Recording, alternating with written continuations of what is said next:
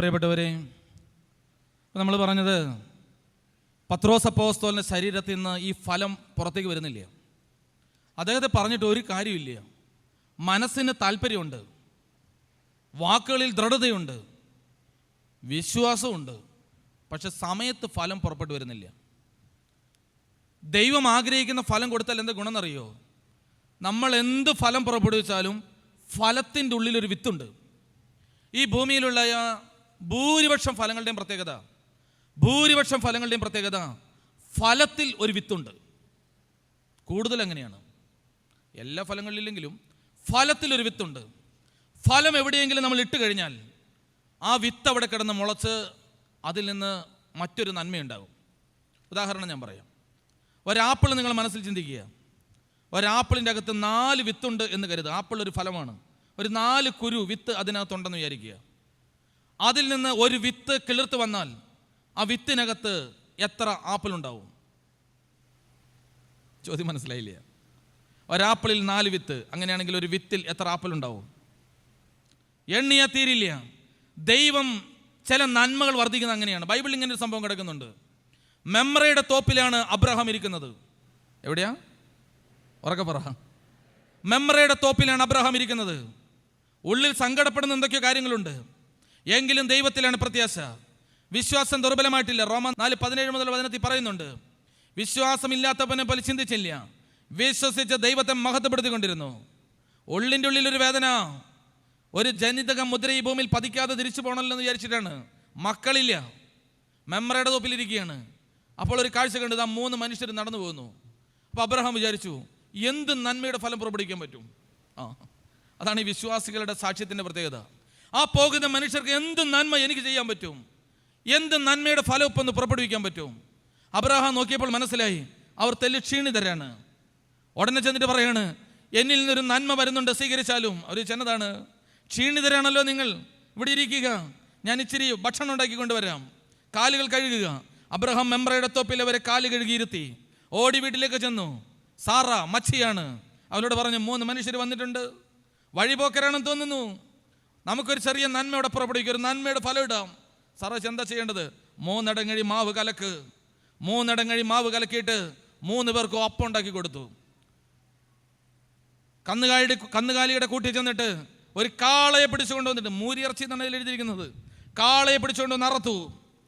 വിഭവസമൃദ്ധമായൊരു സദ്യ കൊടുത്തു. അന്നേരം തന്നെ റിസൾട്ട് ഉണ്ടായി. അവർ പറഞ്ഞു, ഞങ്ങൾ ദൈവത്തിൻ്റെ ദൂതന്മാരാണ്. വീട്ടിൽ ചേച്ചിക്ക് മക്കളില്ല അല്ലേ, വിഷമിച്ചിരിക്കുക അല്ലേ, അടുത്തൊല്ലൊരു കൊച്ചുണ്ടാവും. അബ്രഹാം തന്നെ ഞെട്ടിപ്പോയി. വീട്ടിൽ ചെന്ന് പറഞ്ഞു, എടി നമ്മൾ നന്മ കൊടുത്തപ്പോൾ ഇങ്ങനെ ഒരു ഫലം തന്നു പോയിട്ടുണ്ട്. സാറ പൊട്ടിച്ചിരിച്ച്. അതവിടെ കിടക്കട്ടെ. അബ്രഹാം മെമ്രയുടെ തോപ്പിൽ വിളമ്പിയ ഒരു നന്മ നമ്മൾ ഓർക്കണം എപ്പോഴും. അബ്രഹാം മെമ്രയുടെ തോപ്പിലിട്ട ഒരു നന്മ അവിടെ കിടന്നു. പിന്നെന്താ ചെയ്തെന്നറിയോ? അവിടെ കിടന്ന് ആ മെമ്രയുടെ തോപ്പിൽ കിടന്ന് ആ ഭാഗത്ത് അത് അങ്ങോട്ട് വളർന്നു, പന്തലിച്ചു. എന്തായിരുന്നു നന്മ എന്നറിയോ? വിശന്നവന് ഭക്ഷണം കൊടുത്ത്, അഗതിയെ കരുതി, പരദേശിക്ക് ഭക്ഷണം കൊടുത്തു. ഇതാണ് നന്മ. ആദാ ഭാഗത്ത് കിടന്നങ്ങ് വളർന്നു. എന്താ സംഭവിച്ചെന്നറിയോ? വർഷങ്ങൾ കഴിഞ്ഞു, 100 ആയിരക്കണക്കിന് വർഷങ്ങൾ കഴിഞ്ഞു. അബ്രഹാമിന്റെ മക്കള് കാനാൻ ദേശത്ത് നിന്ന് മിസ്രൈമിൽ യാത്രയാകേണ്ടി വന്നു. മിസ്രൈമിൽ അടിമത്തം കഴിഞ്ഞ് വർഷങ്ങൾക്ക് ശേഷം ഇതാ അവർ തിരിച്ചു വരികയാണ്. മരുഭൂമിയിലെത്തി. മക്കൾക്ക് വിശന്നു. അവർ പറഞ്ഞു, തിന്നാൻ ഒന്നുമില്ലല്ലോ, ഇച്ചിരി ഇറച്ചി കിട്ടിയിരുന്നെങ്കിൽ, ഇച്ചിരി അപ്പം കിട്ടിയിരുന്നെങ്കിൽ. യഹോവ എന്താ ചെയ്യുന്നതെന്നറിയോ? നിങ്ങളുടെ വലിയാപ്പൻ ചെയ്ത നന്മ ഇവിടെ കിളിർത്തിട്ടുണ്ട്, കുലുക്കി പറിച്ചെടുത്തോളം പറഞ്ഞു. അവർ ചെന്നെന്ന് ചോദിച്ചു. ദേ ആകാശത്ത് നിന്ന് മന്ന പടപടന്ന് താഴെ. അപ്പോൾ അവർ പറഞ്ഞു, ഇറച്ചിക്ക് വല്ലതുണ്ടോ? 2 മുഴങ്കനത്തിന് കാടപ്പക്ഷി. അർത്ഥം മനസ്സിലായോ? ഇല്ല, മനസ്സിലായില്ല. നമ്മൾ ചെയ്ത നന്മ മുളയ്ക്കും, അത് ഫലം പുറപ്പെടുവിക്കും. അങ്ങനെയാണെങ്കിൽ തിന്മ ചെയ്താലോ? അതും അങ്ങനെ ഉണ്ടാവും. അപ്പോൾ നമ്മുടെ ഈ ശരീരത്തിൽ നിന്ന് നന്മ പുറത്തേക്ക് വരണമെങ്കിൽ എന്ത് ചെയ്യണമെന്നറിയോ? നന്മയ്ക്ക് ഉതകുന്ന എന്തെങ്കിലും ചെയ്യണം. ഞാനൊരു ഉദാഹരണം പറയാം, അപ്പം നിങ്ങൾക്ക് മനസ്സിലാവും. നിങ്ങൾക്കൊരു 1/2 ഏക്കർ സ്ഥലം ഉണ്ടെന്ന് വിചാരിക്കുക. 1/2 ഏക്കർ സ്ഥലം. അപ്പോൾ നിങ്ങൾ വീട്ടിലിരുന്ന് ചിന്തിച്ചു, ആ 1/2 ഏക്കർ സ്ഥലത്ത് ഈ ഭൂമിയിലുള്ള എല്ലാവിധ ഫലവൃക്ഷങ്ങളും ഉണ്ടായിരുന്നെങ്കിൽ എന്ത് നല്ലതായിരുന്നു. തെങ്ങ്, ആപ്പിള്, ഓറഞ്ച്, റബ്ബർ, അങ്ങനെ നമുക്ക് ഗുണകരമായ എല്ലാ ചെടികളും ആ 1/2 ഏക്കർ ഭൂമിയിൽ ഉണ്ടായിരുന്നെങ്കിൽ എന്ത് നല്ലതായിരുന്നു. അപ്പോൾ ഭാര്യ പറഞ്ഞു, അങ്ങനെ പറഞ്ഞിട്ട് ഇപ്പം എന്താ കാര്യം? അപ്പോൾ പറഞ്ഞു, എല്ലാത്തിൻ്റെ വിത്ത് വാങ്ങിയ പറമ്പിൽ കൊണ്ട് എറിഞ്ഞു. എല്ലാം അവിടെ കൊണ്ടെറിഞ്ഞിട്ട് ആപ്പിള് തെങ്ങ് എല്ലാം എറിഞ്ഞിട്ടിട്ട് പോന്നു. എന്നിട്ട് ഭാര്യയും ഭർത്താവും കൂടെ വീട്ടിൽ സുഖമായിട്ടിരുന്നു. ഒരു കൊല്ലം പറമ്പിലേക്ക് തിരിഞ്ഞു നോക്കിയില്ല. പിറ്റേ കൊല്ലം ചെന്നു. ഈ ഫലങ്ങൾ അവിടെ ഉണ്ടാവുമോ? ഉണ്ടാവില്ല. അതെന്തുണ്ടാവില്ലാത്ത? ഈ ഫലങ്ങളൊന്നും അവിടെ ഉണ്ടാവില്ല. വിത്തിട്ടതാണ്, പക്ഷെ ഫലമൊന്നും ഉണ്ടാവില്ല. വേറെ ചില സാധനം അവിടെ ഉണ്ടാവും. എന്നതാ? കാടുണ്ടാവും, മുള്ളുണ്ടാവും, ഞെരിഞ്ഞലുണ്ടാകും. അല്ല, അതിൻ്റെ വിത്തിട്ടില്ലല്ലോ, അതിൻ്റെ ഒരു വിത്ത് ഇട്ടില്ലല്ലോ. മുള്ളും ഞെരിഞ്ഞലിൻ്റെ വിത്തല്ല ഇട്ടത്, നല്ല ഫലങ്ങളുടെ വിത്താണ് ഇട്ടത്. പക്ഷെ ഒരു വർഷം കഴിഞ്ഞ് ചെന്ന് നോക്കിയപ്പോൾ കണ്ടത് മുള്ളും ഞെരിഞ്ഞലുമാണ്, നല്ല ഫലങ്ങളൊന്നും കാണുന്നില്ല. എന്താ പറ്റിയത്? ഉൽപ്പത്തിയിലെ സംഭവമാണ്. ഞാൻ ഈ പറമ്പിനെ കുറിച്ചല്ല പറഞ്ഞത്, ശരീരത്തെക്കുറിച്ചാണ് പറയാൻ പോകുന്നത്. ഉൽപ്പത്തിയിൽ ദൈവം പറഞ്ഞു, നല്ല ഫലങ്ങൾ മാത്രം കാഴ്ചകൊണ്ടിരുന്ന മണ്ണിൽ മനുഷ്യ നീ പാപം ചെയ്ത സമയത്ത് മുള്ളും ഞെരിഞ്ഞലിൻ്റെ വിത്ത് വീണു. ഇനി നല്ല ഫലങ്ങൾ അതിലുണ്ടാകണമെങ്കിൽ നിന്റെ ഈ ശരീരത്തിൽ നിന്ന് വയർപ്പ് പൊടിയണം. ഈ ശരീരത്തിൽ നിന്ന് ചില അധ്വാനങ്ങൾ നടക്കണം. ഈ ശരീരം കൊണ്ട് അധ്വാനിച്ചല്ലാതെ അതിൽ സൽഫലങ്ങൾ ഉണ്ടാകത്തില്ല. ഈ ശരീരത്തെക്കുറിച്ചാണ് പറഞ്ഞത്. ഒന്നും ചെയ്യാണ്ടിരുന്നുണ്ടല്ലോ, ഈ ശരീരത്തിൽ നിന്ന് മുള്ളും ഞെരിഞ്ഞിലും പുറത്തേക്ക് വരും. വ്യഭിചാര ചിന്ത, മദ്യപാന ചിന്ത, നിരാശ, ആത്മഹത്യ ചിന്ത, കൊല്ലണം എന്നുള്ള ചിന്ത, ഈ ഇങ്ങനെയുള്ള കാടെല്ലാം നമ്മുടെ ശരീരത്തിലുണ്ടാവും. പിന്നെയോ ആരാധിച്ച് പ്രാർത്ഥിച്ച് സ്തോത്രം ചെയ്ത് നന്മ ചെയ്ത് വേർപ്പൊഴുക്കിയാൽ സൽഫലങ്ങൾ പുറത്തു വരും. വലുതേർത്തി ഹല്ലേലൂയ, ഹല്ലേലൂയ, ഹല്ലേലൂയ. പത്രോസ് അപ്പോസ്തലന്റെ ശരീരത്തിൽ നിന്ന് ദൈവം ആഗ്രഹിച്ച ഫലം പുറത്തു വന്നില്ല. പത്രോസിനോട് യേശു പറഞ്ഞു, പത്രോസേ, നിന്റെ ശരീരം കാണുമ്പോൾ എനിക്കറിയാം എനിക്ക് തരാനുള്ള ഫലവും നീ ശരീരത്തിൽ കാണുന്നില്ല. ഞാൻ നോക്കുമ്പോൾ കാണുന്നത് ഇപ്പോൾ നീ ധീരതയോടെ പറയുന്നുണ്ടെങ്കിലും ഫലമില്ലാത്തൊരു ജീവിതമാണ്. ഇടയൻ വെട്ടപ്പെടും, ആടുകൾ ചിതറിക്കപ്പെടും, നീ കോഴി കൂകുന്നതിന് തള്ളിപ്പറഞ്ഞോടും. അതാ ഈ ശരീരത്തിൽ കാണുന്നത്. പക്ഷെ പത്രോസ് നോക്കിയപ്പോൾ മനസ്സിലായില്ല. അയാൾ പറഞ്ഞു, ഞാൻ ഓടത്തില്ല, ഫലമുണ്ട് എൻ്റെ ഉള്ളിൽ.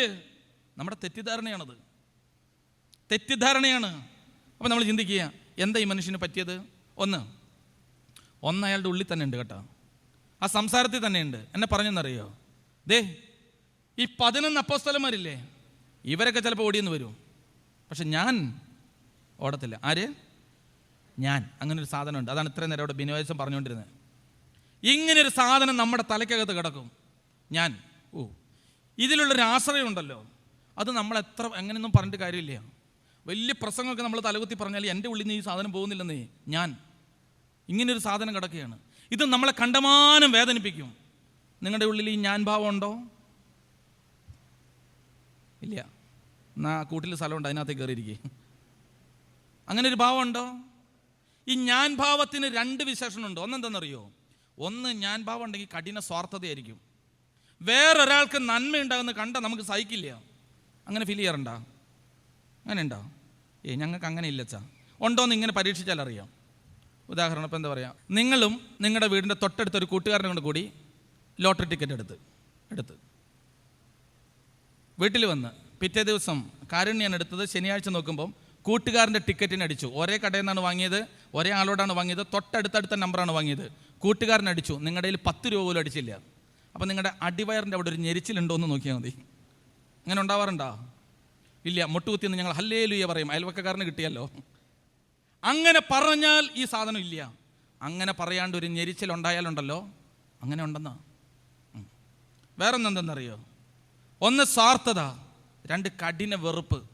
അഹങ്കാരത്തിൻ്റെ ഒരു ഭാഗമാണ്. ഉദാഹരണം, ഇപ്പോൾ ഒരാൾക്ക് ഒരു കഴിവ് ദൈവം കൊടുത്തു വിചാരിക്കുക, പാട്ട് പാടാൻ കഴിവുണ്ട്. ഒരാൾക്ക് പാട്ട് പാടാൻ കഴിവുണ്ട്. അപ്പോൾ അയാൾ ഗംഭീരമായിട്ട് ശ്രുതിയൊക്കെ ഇട്ടങ്ങ് പാടും. ഇപ്പം ഞാൻ പാടിയ പോലെയല്ല, അത് കേട്ടാൽ കൊള്ളാം, ആ രീതിയിൽ അങ്ങ് പാടി. അപ്പോൾ എല്ലാവരും കൈയടിച്ച് കൊള്ളാം കേട്ടോ, നന്നായിരിക്കുന്നു. കുറച്ച് കഴിഞ്ഞപ്പോൾ വേറൊരാളൊന്ന് പാട്ട് പാടി, അതേ പാട്ടാണ് പാടിയത്. അയാൾ പാടിയതിനേക്കാൾ അതിഗംഭീരമായിട്ട് പാടി, അതിമനോഹരമായിരുന്നു. ആളുകൾ എഴുന്നേറ്റ് കൈയടിച്ചു. ഇതാണ് പാട്ട്. അപ്പോൾ ആദ്യത്തെ ആൾക്ക് എന്തെങ്കിലും ഒരു അസ്വസ്ഥത, നേരത്തെ പറഞ്ഞ പുക്കളുടെ ചുറ്റൊരു വേദന തോന്നിയാൽ എന്തുണ്ട് മനസ്സിലായില്ല? എന്നാൽ നിങ്ങളുടെ ജ്ഞാനത്തിന് ഇത് മതി. അതിൻ്റെ പേരാണ് അഹങ്കാരം. ആശ്രയിക്കാൻ എന്തുണ്ട് ഈ ഭൂമിയിൽ?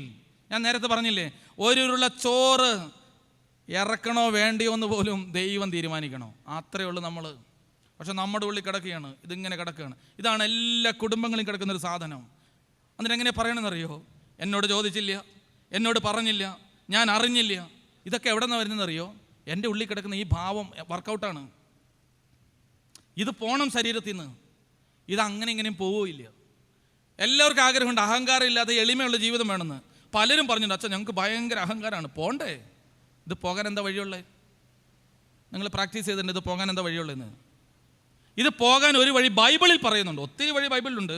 എളുപ്പമുള്ളൊരു വഴി ഞാൻ പറഞ്ഞുതരാം. അത് അഹങ്കാരം കളഞ്ഞൊരു മനുഷ്യനാണ്. പേര് യോഹന്നാൻ എന്നാണ്. പിന്നീട് അദ്ദേഹത്തെ വിളിച്ചത് സ്നേഹത്തിൻ്റെ അപ്പോസ്തലൻ എന്നാണ്. ഈ യോഹന്നാൻ്റെ ആദ്യത്തെ സ്വഭാവം എന്തെന്നറിയോ? ഒരു ദിവസം യോഹന്നാൻ ചേട്ടനെയും അമ്മയും കുട്ടി യേശുവിൻ്റെ അടുത്ത് വന്നു. എന്നിട്ട് പറഞ്ഞു, ഗുരു, ചെറിയൊരു ആഗ്രഹമുണ്ട്. എന്താണ്? നീ രാജത്വം പ്രാപിച്ചു വരുമ്പോൾ ഇടത്തും വലത്തും ഞാനും ചേട്ടനും ഇരിക്കണം. അങ്ങനെ പറഞ്ഞ ആളാണ്. ഒരിക്കൽ സമരിയ ദേശത്തോടെ പോവുകയാണ്. അപ്പോൾ അവിടെ ഉള്ളവർ പറഞ്ഞു, കർത്താവിന് ഇവിടെ നിൽക്കുകയാണെങ്കിൽ കൊള്ളാം, അക്കരെ ദേശത്തേക്ക് പോകാനാണെങ്കിൽ ഇതിലെ പോകണ്ട. ഉടനെ യോഹന്നാൻ കർത്താവിനോട്, കർത്താവേ, ഇവന്മാർക്ക് ഇച്ചിരി മൂച്ച് കൂടുതലാണ്, നമ്മളിതിലെ പോകാൻ നേരത്തെ അവർ തടഞ്ഞു. ഒരു കാര്യം ചെയ്യട്ടെ, പണ്ട് ഏലിയ പ്രാർത്ഥിച്ചപ്പോൾ തീ ഇറങ്ങിയില്ലേ, ഞാനും ചേട്ടായും കൂടെ പ്രാർത്ഥിച്ചിട്ട് തീ ഇറങ്ങി ഇവന്മാരെ കത്തിച്ച് കളയട്ടെ. അങ്ങനെ പറഞ്ഞ ആളാണ് യോഹന്നാൻ. തൻ്റെ താല്പര്യത്തിന് ആരെങ്കിലും വിരുദ്ധം നിന്നാൽ അവനെ കത്തിച്ച് കളയണം, എനിക്ക് കിട്ടണം ഒന്നാം സ്ഥാനം എന്ന് ചിന്തിച്ച ഉള്ളിൽ അഹമുള്ളൊരു മനുഷ്യനാണ് യോഹന്നാൻ. എന്നാൽ ബൈബിൾ പിന്നെ വായിക്കുമ്പോൾ നമ്മൾ കാണുന്നതെന്നറിയോ? യേശു ക്രിസ്തുവിൻ്റെ അപ്പോസ്തലന്മാരിൽ ഒരുവൻ കെട്ടിഞ്ഞാണ് ചത്തു. ബാക്കി 10 പേര് അതിഭീകരമായ പീഡകളാൽ കൊല്ലപ്പെട്ടു. പക്ഷെ ബൈബിളിലൂടെയും സഭാചരിത്രത്തിലൂടെയും നമ്മൾ മനസ്സിലാക്കുന്നുണ്ട്, യോഹന്നാനെ കൊല്ലാൻ ആരെ കൊണ്ടും കഴിഞ്ഞില്ല. യോഹന്നാനെ കൊല്ലാൻ പിടിക്കുമ്പോൾ പറയും, വിട്ടേക്കാൻ പറയും. കാരണം എന്തെന്നറിയോ? ഇതുപോലെ എളിമയും സ്നേഹമുള്ളൊരു മനുഷ്യനില്ല. കൊല്ലാൻ പിടിച്ച ചക്രവർത്തി പറഞ്ഞു, എന്നെ കൊല്ലാൻ ആ പത്മോസിൽ കൊണ്ടിട്, എന്നെ കൊണ്ട് അവനെ കൊല്ലാൻ പറ്റത്തില്ല. അവിടെ വല്ല കാട്ടുമൃഗവും പിടിച്ചേക്കോ. പത്മോസിൽ ഏകാന്തതയിൽ കൊണ്ടിട്ട് കാട്ടുമൃഗം പിടിക്കുമെന്ന് വിചാരിച്ചത്. സിംഹമൊക്കെ ഇങ്ങോട്ട് വന്നിട്ട് യോഹന്നാനെ നോക്കിയിട്ട്, ചേട്ടൻ ഇപ്പം എന്നാ ചെയ്യാനാ, ഞാൻ പോവാന്ന് പറഞ്ഞു. ഒരു കാട്ടുമൃഗം പോലും പിടിച്ചില്ല. ജഡാനര ബാധിച്ച് സ്വാഭാവിക മരണം പ്രാപിച്ചൊരു മനുഷ്യൻ യോഹന്നാൻ. സ്നേഹം മാത്രമായിരുന്നു. യോഹന്നാൻ എഴുതിയ 1, 2, 3 ലേഖനം വായിച്ചു നോക്കണം. ആ എഴുത്തിൽ മുഴുവൻ യേശുവിൻ്റെ സ്നേഹത്തെക്കുറിച്ചാണ് എഴുതിയത്. എവിടെ പോയി അയാളുടെ അഹങ്കാരം? എവിടെ പോയി അയാളുടെ സ്ഥാനചിന്ത? എവിടെ പോയി മറ്റുള്ളവനെ കത്തിക്കണം എന്നുള്ള ചിന്ത? ആ സ്ഥാനം എങ്ങനെ? യോഹന്നാൻ പുസ്തകം വായിക്കുമ്പോൾ നമ്മൾ കാണുന്നുണ്ട്, യോഹന്നാൻ എന്തെല്ലാം വലിയ കാര്യങ്ങൾ ചെയ്തെന്നറിയോ? ക്രൂശിൻ്റെ വീട്ടിൽ നിൽക്കുമ്പോൾ യേശു യോഹന്നാനോട് പറഞ്ഞു അമ്മയെ കൊണ്ടൊക്കൊള്ളൻ. പക്ഷേ യോഹന്നാൻ സുവിശേഷം എഴുതിയപ്പോൾ എന്താ എഴുതിയെന്നറിയോ? ഈ യോഹന്നാനായ എന്നോട് മറിയത്തെ യേശുവിൻ്റെ അമ്മയെ വീട്ടിൽ കൊണ്ടൊക്കൊള്ളാൻ പറഞ്ഞു എന്ന് എഴുതിയില്ല. അയാൾ പറഞ്ഞു, യേശു സ്നേഹിച്ച ശിഷ്യൻ അടുത്ത് നിൽക്കുന്ന കണ്ടിട്ട് അമ്മയെ കൊണ്ടൊക്കൊള്ളാൻ പറഞ്ഞു. വക്ഷസി ചാരി കിടന്ന് പ്രാർത്ഥിച്ച ആളാണ്. എന്താ എഴുതിയെന്നറിയോ?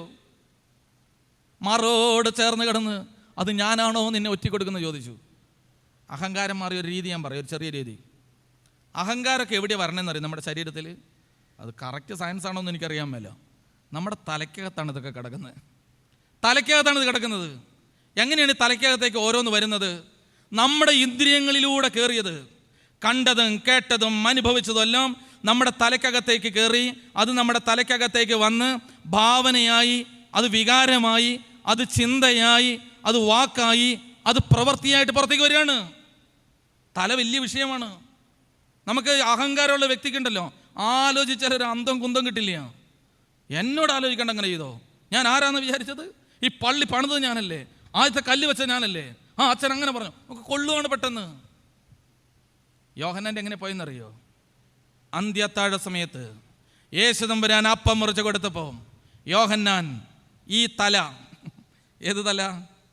1ാം സ്ഥാനത്തിരിക്കണം എന്നുള്ള തല, ഞാനായിരിക്കണം ആദ്യമെന്ന് ചിന്തിച്ച തല, ഞങ്ങൾക്കെതിരായവരെ കത്തിച്ച് കളയണമെന്ന് ചിന്തിച്ച തല, ലോകമോഹങ്ങൾ കൊണ്ട് നിറഞ്ഞ തല.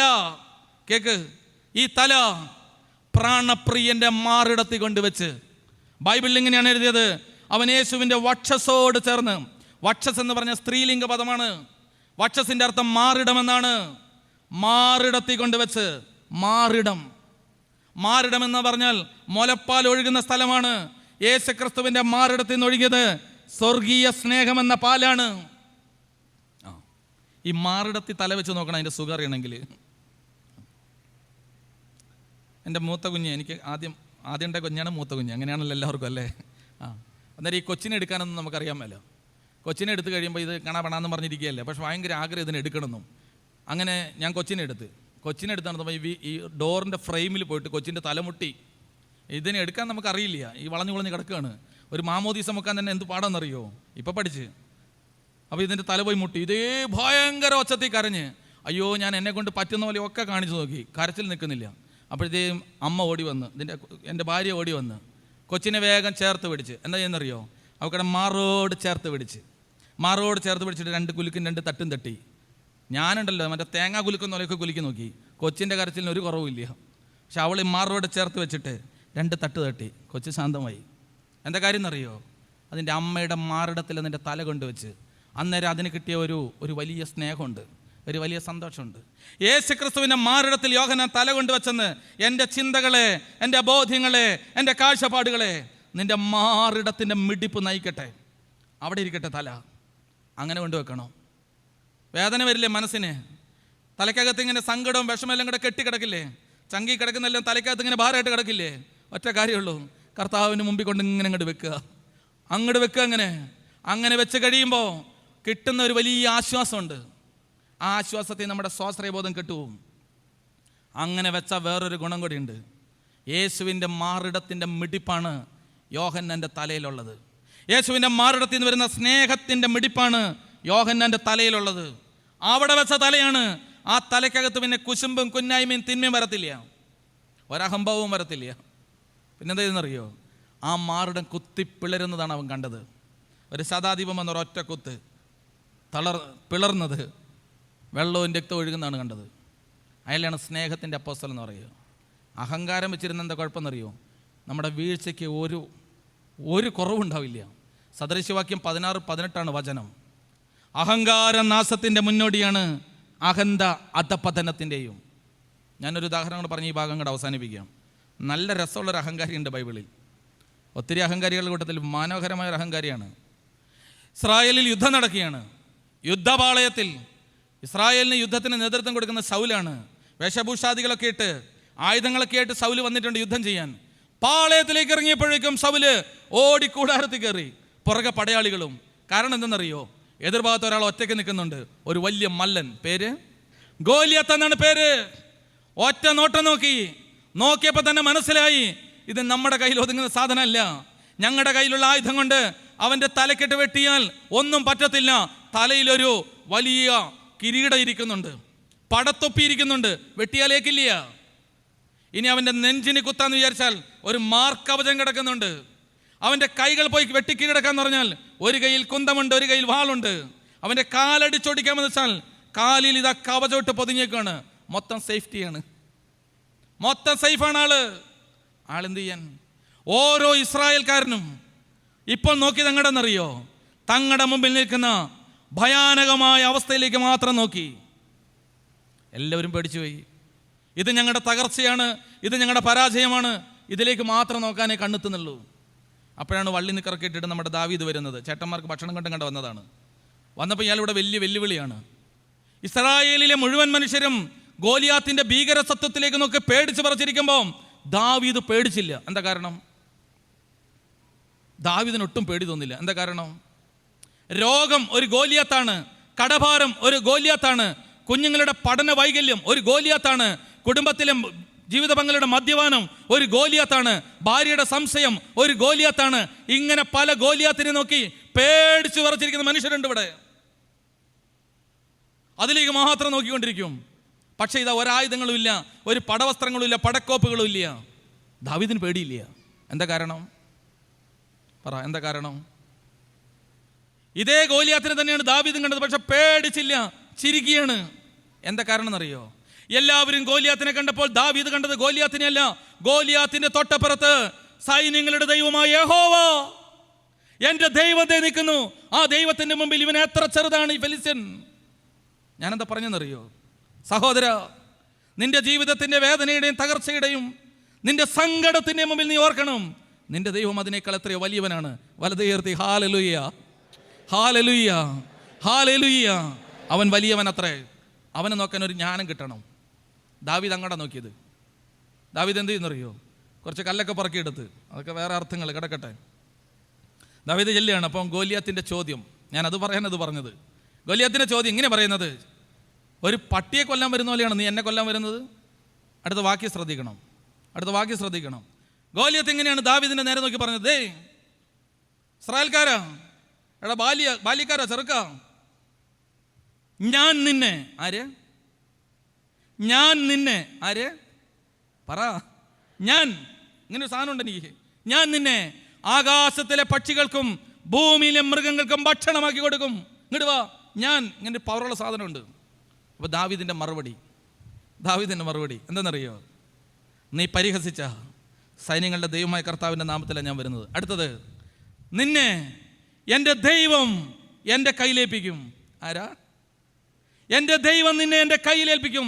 ദാവീദ് ആ കുഞ്ഞു കവിണയിൽ കല്ലെടുത്ത് ഇങ്ങനെ ചുഴറ്റി ഒരൊറ്റയേറ്, ആ കല്ലിങ്ങനെ കറങ്ങിത്തിരിഞ്ഞ് തലയിലോ മാർക്കവചത്തിലോ കയ്യിലോ കാലിലോ വീണത് നെറ്റി തടത്തി ചെന്നടിച്ച്.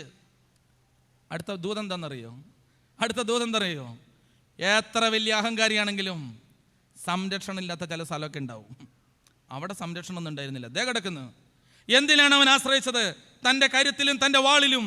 ആ വാളെടുത്തിട്ട് ദാവീദ് ഗോലിയാത്തിനെ വെട്ടി തലയെടുത്ത് ശൗലിനോട് കൊടുത്തെന്ന്. സഹോദരങ്ങളെ, പണം, ആരോഗ്യം, ജോലി, കഴിവ്, എന്താണ് എനിക്ക് നിങ്ങൾക്ക് അഹങ്കരിക്കാനുള്ളത്? ദൈവം പറയണം, ഒന്നുമില്ല. മാറിടത്തിൽ തല കൊണ്ട് വെച്ച് പ്രാർത്ഥിച്ചോളണം. പ്രാർത്ഥിക്കണം. പത്രോസ് അപ്പോസ്തലൻ എന്തെന്നറിയോ? ആശ്രയിക്കാൻ നയമ്പ് പിടിച്ച തഴമ്പുള്ളൊരു കൈയും ദർശനമുള്ളൊരു തലയും കരുത്തുള്ളൊരു ശരീരത്തിൽ ആശ്രയിച്ചിട്ട് പറഞ്ഞു, ഞാൻ നിന്നെ രണ്ടാമത്തെ കാര്യം പറയും. ഒന്ന് അഹംഭാവം. അത്രയും മനസ്സിലായോ നിങ്ങൾക്ക്? അത് പറയാൻ ഇത്രയും പ്രസംഗിക്കേണ്ട ആവശ്യമൊന്നുമില്ല, പക്ഷെ അങ്ങ് പ്രസംഗിച്ചു പോയി. യേശുവിൻ്റെ സാക്ഷിയാകാൻ പ്രധാന തടസ്സമാണ് നമ്മുടെ മനസ്സിൻ്റെ അകത്ത് കിടക്കുന്ന ഞാൻ ഭാവം. ദൈവമക്കളെ, നമ്മളത് ഉപയോഗിക്കരുത്, തകരും. നമ്മൾ പള്ളിയിലാണേലും വീട്ടിലാണേലും ഈ സാധനത്തെ നമ്മൾ പൊക്കി പിടിക്കരുത്, അതിനെ തകർക്കണം. അഹം തകർന്നാൽ രക്ഷപ്പെട്ട്. രണ്ടാമത്തത്, അഹം ഉണ്ടെങ്കിൽ ഒരു കുഴപ്പം എന്തെന്നറിയോ? വലിയ ദുരന്തം എന്തെന്നറിയോ അഹമുള്ള മനുഷ്യരുടെ? കേട്ടോ, യേശുക്രിസ്തു പറഞ്ഞു, പീഡകൻ വരും, പീഡനങ്ങളുമായിട്ട് വരും, പിടിച്ചു നിൽക്കണമെങ്കിൽ ശക്തി വേണം, ബാ നമുക്ക് പ്രാർത്ഥിക്കാൻ പോവാം. അപ്പം അവർ പറഞ്ഞു, ഇപ്പോൾ പ്രാർത്ഥിക്കാൻ ചെന്നാലുണ്ടല്ലോ, യെരൂശലേം ദൈവാലയത്തിൽ നിന്നെ പിടിക്കാൻ വേണ്ടി ആൾ നിൽക്കുകയാണ്. അപ്പോൾ യേശു പറഞ്ഞു, ദൈവാലയം വേണമെന്നില്ല പ്രാർത്ഥിക്കാൻ. യെരൂശലേം ദൈവാലയത്തിൻ്റെ സുന്ദരമായ വാതിലുകൾ യേശുക്രിസ്തുവിൻ്റെ മുമ്പിൽ അടച്ചപ്പോൾ യെരൂശലേം ദൈവാലയത്തിൻ്റെ മുമ്പിലെ താഴ്വരയുടെ ഇക്കരെയുള്ള ഗെത്സമന തോട്ടത്തിൽ കർത്താവ് കയറി. ഗെത്സമന തോട്ടത്തിൽ പോയിട്ടുള്ളവർക്കറിയാം, മൊത്തം പാറയാണത്. ആ പാറയിൽ അവൻ മുഴങ്കാൽ മടക്കി പ്രാർത്ഥിക്കാൻ ഒരുങ്ങി. അപ്പോസ്തലന്മാരോട് പറഞ്ഞു, എടറിപ്പോകാതിരിക്കണമെങ്കിൽ പ്രാർത്ഥിച്ചോ. പ്രലോഭനങ്ങളിൽ എടറിപ്പോകാതിരിക്കാൻ പിതാവിൽ ആശ്രയിക്കണം, വാ പ്രാർത്ഥിക്കാം. എല്ലാവരെയും പ്രാർത്ഥിക്കാൻ ഇരുത്തിയിട്ട് 3 പേരെ മധ്യസ്ഥ പ്രാർത്ഥനയ്ക്ക് മുമ്പോട്ട് കൊണ്ടുപോയി. പത്രോസ്, യാക്കോബ്, യോഹന്നാൻ. അവരോട് പറഞ്ഞു, നിങ്ങൾ കുറച്ചും കൂടെ തീഷ്ണതയിൽ പ്രാർത്ഥിക്കുന്ന മധ്യസ്ഥ പ്രാർത്ഥന ഗ്രൂപ്പാണല്ലോ, മുമ്പോട്ട് വരാൻ പറഞ്ഞു. അവരെ മുമ്പിൽ കൊണ്ട് പ്രാർത്ഥിച്ചു. ബാക്കി 8 പേരെ അവിടെ, 3 പേര് ഇവിടെ, 11 പ്രാർത്ഥിക്കുകയാണ്. യൂദ എന്തോ അത്യാവശ്യത്തിന് പോയേക്കാണ്, നമുക്കറിയാം എന്തിനാ പോയെന്ന്. ട്രസ്റ്റി ആണല്ലോ. യേശു തമ്പുരാൻ ഒരു കല്ലേറ് ദൂരം എന്നൊക്കെ വെച്ചതിൻ്റെ അർത്ഥം എന്താണെന്നറിയോ? എന്താ ഈ കല്ലേറ് ദൂരം എന്ന് പറഞ്ഞാൽ? ഒരു കല്ലെറിഞ്ഞാൽ എത്താത്ത ദൂരം. അതിൻ്റെ അർത്ഥം എന്താണ്? പ്രാർത്ഥിച്ചുകൊണ്ടിരിക്കുമ്പോഴേ കർത്താവിനെ തോണ്ടി വിളിക്കാൻ പറ്റില്ല. അപ്പം എങ്ങനെ ഒരു കല്ലൊക്കെ എടുത്തെറിഞ്ഞിട്ട് അത്ര ഏകാഗ്രതയോടെ അത്ര കർത്താവ് പ്രാർത്ഥിക്കുന്നത്. പ്രാർത്ഥിക്കാൻ നേരത്ത് ഒരു മനുഷ്യൻ കല്ല് വെച്ചെറിഞ്ഞാൽ പോലും എത്താത്ത ദൂരത്തിൽ, അത്രയും ദൂരത്തിൽ പോയിരുന്നു പ്രാർത്ഥിക്കുക. ഏകാഗ്രത നഷ്ടപ്പെടുത്തരുത്. നമ്മുടെ പള്ളികളിലൊക്കെയോ ഒരു നല്ല പ്രാർത്ഥനയ്ക്ക്, കുർബാനയ്ക്ക് നിൽക്കാൻ സുറിയാനിക്കാരന് പറ്റുമോ? കുർബാനയ്ക്ക് നിൽക്കുന്ന സമയത്താണ് മറ്റേ സ്ഥാനത്ത് കിണി അടിച്ചുകൊണ്ടിരിക്കണേ അല്ലേ? ചിലതിൽ പാട്ടൊക്കെ അതിഗംഭീരമാണ്, രാക്ഷസി കുർബാന സമയത്ത്. ഞാൻ ആലോചിക്കുന്നുണ്ട്, ചില പള്ളിയിലൊക്കെ എഴുതി വെച്ചിട്ടുണ്ട്, പള്ളി ഭിത്തിയിൽ എഴുതി ഇങ്ങനെ വെച്ചിരുന്നു, മൊബൈൽ ഫോൺ സ്വിച്ച് ഓഫ് ചെയ്യുക. എനിക്കത് കാണുമ്പോൾ ചിരി വരും. പള്ളിയുടെ മുമ്പിൽ എഴുതി വെച്ചിരിക്കണം, മൊബൈൽ ഫോൺ സ്വിച്ച് ഓഫ് ചെയ്യുക. സത്യത്തിൽ അങ്ങനെ എഴുതേണ്ട ആവശ്യമുണ്ടോ? നിങ്ങളുടെ മുഖത്ത് ഇങ്ങനെ എഴുതി ഒട്ടിച്ചു വെക്കണോ, എൻ്റെ മുഖത്ത് തുപ്പരുത്, അങ്ങനെ എഴുതേണ്ട ആവശ്യമുണ്ടോ? മുഖം തുപ്പാനുള്ളതല്ല. മനുഷ്യ പള്ളിയുടെ അകത്ത് കയറുമ്പോൾ നീ പ്രാർത്ഥിക്കാനുള്ളത്, ഈ കിണി ശബ്ദം ഉണ്ടാകരുത്, അത് സ്വിച്ച് ഓഫ് ചെയ്ത് വെക്കണം. ചിലർക്ക് ഇത് വലിയ സാധനമാണ്, ഇതന്നെ എങ്ങനെ സ്വിച്ച് ഓഫ് ചെയ്യണമെന്ന് അറിയാൻ പറ്റില്ല. എന്നിട്ട് ഇത് ഒച്ച ഉണ്ടാക്കുമ്പോൾ കുടഞ്ഞിട്ട് എന്താ കാര്യം? എന്തോരം പേരുടെ പ്രാർത്ഥനയാണ് കളയുന്നത്. ചില ആളുകൾ ഇങ്ങനെ കണ്ണീരോടെ അവരുടെ സങ്കടം പറഞ്ഞ് പ്രാർത്ഥിക്കുകയാണ്. അപ്പോഴാണ് ഇപ്പുറത്തുനിന്ന് വലിയ പാട്ടൊക്കെ ആയിട്ട്, യേശുക്രിസ്തു ഒരു കല്ലേറ് ദൂരം മാറി പ്രാർത്ഥിച്ചു. അത് പോട്ടെ, എന്താ പ്രാർത്ഥിച്ചിട്ടുണ്ടാവുക? നിങ്ങൾ എന്താണ് പ്രാർത്ഥിക്കുക? എന്താ പ്രാർത്ഥിക്കുക? നമ്മുടെ പ്രാർത്ഥന എപ്പോഴും ഉണ്ടല്ലോ, എൻ്റെ അതെ നിങ്ങളുടെ എൻ്റെ അങ്ങനെയൊക്കെയാണ്. എപ്പോഴും എൻ്റെ പ്രാർത്ഥന എപ്പോഴും കേന്ദ്രീകരിക്കുന്നത് എങ്ങനെ അറിയോ? കിട്ടാത്ത കാര്യങ്ങളെക്കുറിച്ചാണ്. കിട്ടാത്ത കാര്യങ്ങളെക്കുറിച്ച് മൊത്തം പരിഭവം പറയുന്നതാണ് നമ്മുടെ പ്രാർത്ഥന അല്ലേ? ഒരു ദിവസം ഈ അടുത്ത ദിവസം ഒരു ചെറുപ്പക്കാരൻ എൻ്റെ അടുത്ത് വന്ന് എന്നോട് പറഞ്ഞു, എൻ്റെ അച്ഛാ ഭയങ്കര സങ്കടമാണ്. എന്നോട് പറ്റിയേ സഹിക്കാൻ പറ്റുന്നില്ല അച്ഛാ. എന്നെ പറ്റിയെന്താ? ഞാൻ ആലപ്പുഴയിലുണ്ടായിരുന്നു. ഞാൻ ആലപ്പുഴയിലുണ്ടായിരുന്നു അച്ഛാ, എനിക്ക് സഹിക്കാൻ പറ്റുന്നില്ല. എന്താ കാര്യം എന്നറിയോ?